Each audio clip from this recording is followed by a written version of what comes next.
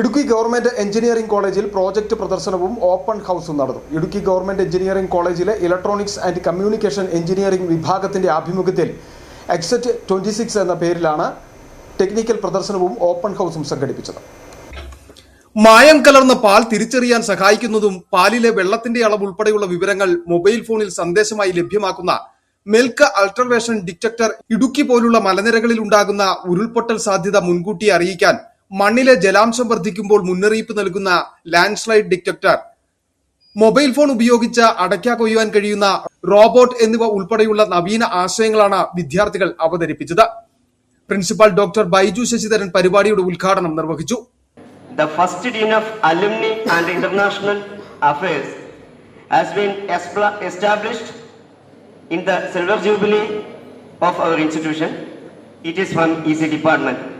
Accordingly, Dr. Manju Manuel arranged a technical talk by internationally known quantum technology expert from UK, Dr. Kiran Kaya. This is also another great achievement in the history of GEC Idiki. Alumni dean doctor Manju Manuel അധ്യക്ഷത വഹിച്ചു. Electronics and communication engineering വിഭാഗം ഒരുക്കിയ technical project പ്രദർശനത്തിൽ S6, S18, BTech വിദ്യാർത്ഥികൾ തയ്യാറാക്കിയ സാമൂഹിക പ്രതിബദ്ധതയുള്ള 40ഓളം നവീന പ്രോജക്ടുകൾ പ്രദർശിപ്പിച്ചു. ഓപ്പൺ ഹൌസും നെക്സോറ ക്ലബിന്റെ നേതൃത്വത്തിൽ ഗെയിം സോണും ഒരുക്കിയിരുന്നു. സ്കൂൾ കോളേജ് വിദ്യാർത്ഥികളും പൊതുജനങ്ങളും വലിയ തോതിൽ പ്രദർശനം കാണാൻ എത്തി. ഇതിനോടനുബന്ധിച്ച് അതിരുകൾക്കപ്പുറം എന്ന ടെക്നിക്കൽ ടോക്ക് സീരീസിന്റെ ഉദ്ഘാടനവും നടന്നു. തുടർന്ന് ഇലക്ട്രോണിക് സാധ്യതകൾ ശക്തി പകരുന്നത് എന്ന വിഷയത്തിൽ ക്വാൽകോം ടെക്നോളജീസ് UK ബിസിനസ് വിദഗ്ധൻ ഡോക്ടർ ഹിരൺ KR പ്രഭാഷണം നടത്തി.